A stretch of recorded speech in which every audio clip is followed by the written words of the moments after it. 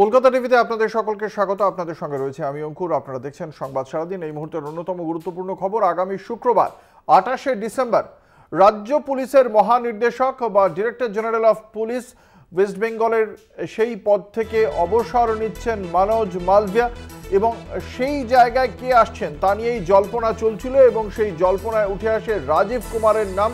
IPS Rajib Kumar 1989 সালের IPS, ওই ব্যাচের আইপিএস হিসেবে বর্তমানে তিনি তথ্য প্রযুক্তি দপ্তরের প্রিন্সিপাল সেক্রেটারির দায়িত্বভার সামলাচ্ছেন। আমরা বিশদে জানবো। আমাদের সঙ্গে রয়েছেন আমাদের প্রতিনিধি রিয়া মাঝি। রিয়া, এখনো পর্যন্ত কি জানতে পারা যাচ্ছে? রাজীব কুমারই কি একমাত্র নাম রয়েছে?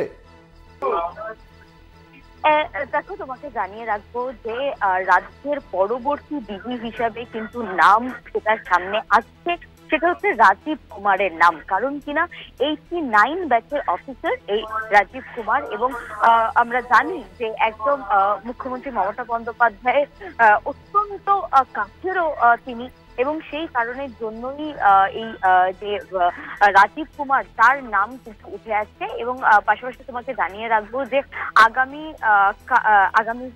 কাল এবং তার পরদি অর্থাৎ 29 অব্দি কিন্তু 29-এ এই যে যিনি বর্তমান ডিজি রয়েছেন মনোজ মালভিয়া, যিনি কিনা 86 ব্যাচের অফিসার, তার অবসর হচ্ছে 29-তে, এবং সেই কারণের জন্য পরবর্তী ডিজি কে হবে সেই নিয়ে কিন্তু ইতিমধ্যেই জল্পনা শুরু হয়ে গিয়েছে। এবং যেটা সূত্র মারফত খবর পাওয়া যাচ্ছে যে এই যে ডিজিপি অর্থাৎ ডিজিপির যে কে হবেন সেই যে সেই দৌড়ে কিন্তু বেশ কিছু নাম শনাক্ত করা হয়েছিল। নাম ছিল সেখানে, যেখানে নাম রয়েছিল বিবেক সহায়, তিনি 88 ব্যাচের অফিসার, সঞ্জয় মুখার্জি তিনি 89 ব্যাচের অফিসার, এবং রণবীর কুমার তিনি 90 ব্যাচের অফিসার, রাজেশ কুমার হচ্ছে 90 ব্যাচের অফিসার। অর্থাৎ এই চারজনের নাম কিন্তু ছিল।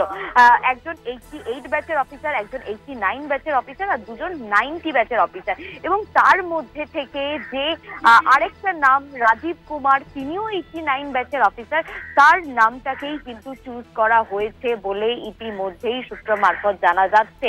একটা বিষয় জানতে চাইবো এক্ষেত্রে, ডিজিপি পদ বা এডিজি থেকে ডিজিপি এই ধরনের পদে নির্বাচনের ক্ষেত্রে ইউপিএসসির কাছে রাজ্যের পক্ষ থেকে 3টি নাম পাঠাতে হয়, সেইটা একটা পদ্ধতি আছে, আর নইলে রাজ্য নিজ দায়িত্বে ভারপ্রাপ্ত হিসেবে কাউকে বসাতে পারে। এক্ষেত্রে কোন পদ্ধতিটা অবলম্বন করছে রাজ্য সরকার? দেখো, প্রতিবার যেটা দেখা গিয়েছিল এর আগেও যখন বিবেক সহায় ছিল, তারপর যখন মনোজ মালভিয়া এসেছে, সব ক্ষেত্রেই যেটা দেখা গিয়েছে যে আমাদের যে অ্যাডমিনিস্ট্রেশন রয়েছে সেই অ্যাডমিনিস্ট্রেশনের পক্ষ থেকেই কিন্তু করা হচ্ছে যে কে ডিজি হবেন।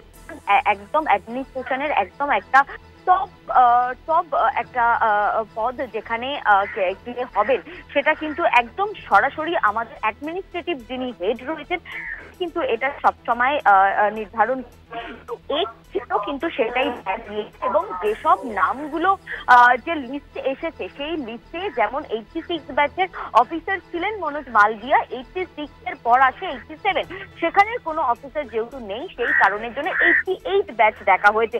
এবং সেই 88 ব্যাচে রয়েছেন বিবেক সহায় এবং একই সঙ্গে জুলফিকার হাসান তিনি কিন্তু সেন্ট্রাল ডেপুটেশনের বাইরে রয়েছেন, সেই কারণের জন্য এই নামটাকে সাইড করে দেওয়া হচ্ছে। এবং রয়েছে বিবেক সহায়ের নামটা কেন আসছে না, কারণ তোমাকে জানিয়ে রাখবো যে মনোজ মালভিয়ার আগে যখন তিনি ডিজি ছিলেন এবং তাকে পানিশমেন্ট পোস্টিং দেওয়া হয়েছিল, তাকে যখন মুখ্যমন্ত্রী মমতা বন্দ্যোপাধ্যায়ের সিকিউরিটি ব্রিচ হয় সেই সময় কিন্তু তাকে পানিশমেন্ট পোস্টিং দিয়ে ডিজি হোমগার্ডে পাঠিয়ে দেওয়া হয়, এবং সেই কারণের জন্য এই নামটা আসছে না। তার পরবর্তী ব্যাচ হচ্ছে 89 ব্যাচের নাম রয়েছে সঞ্জয় মুখার্জি এবং একই সঙ্গে রয়েছে রাজীব কুমার। এবং যেটা দেখা গিয়েছে যে রাজীব কুমার একের পর এক বড় বড় পদ সামলে এসেছেন। তিনি পুলিশ কমিশনার ছিলেন কলকাতার, এবং সেই সময় দেখা গিয়েছে যে কলকাতার পুরো ঢোল বদলে দিয়েছিল এই রাজীব কুমার, এবং তার হাত দিয়ে একের পর এক বড় বড় কেস যেমন সলভ হয়েছে, অন্যদিকে বিভিন্ন টেকনোলজির দিক থেকে কলকাতা পুলিশকে একদম হায়ার পজিশনে তুলে দিয়েছিল এই রাজীব কুমার। এবং এই রাজীব কুমারকে যেটা দেখা যায় যে সব সময় আমাদের যে যে যে একদম অ্যাডমিনিস্ট্রেটিভ পদের যারা হেড আছেন তাদের সঙ্গেও একটা একটা ভালো রিলেশন রয়েছে এই রাজীব কুমারের। এবং তাছাড়াও রাজীব কুমারের নিজস্ব যদি তার একের পর এক হিস্ট্রি দেখো, তিনি কিন্তু অ্যাজ এন সিনিয়র অফিসার তিনি কিন্তু একদম বেস্টেস্ট পদে তাকে রাখা হয় এবং সেই কারণের জন্য রাজীব কুমারের নামই কিন্তু একদম চূড়ান্ত বলে ধরে নেওয়া হয়েছে ডিজিপির পদে। কিন্তু তোমাকে জানিয়ে রাখবো, যদি এখানে কোনো রকম পরিবর্তন হয়, শেষ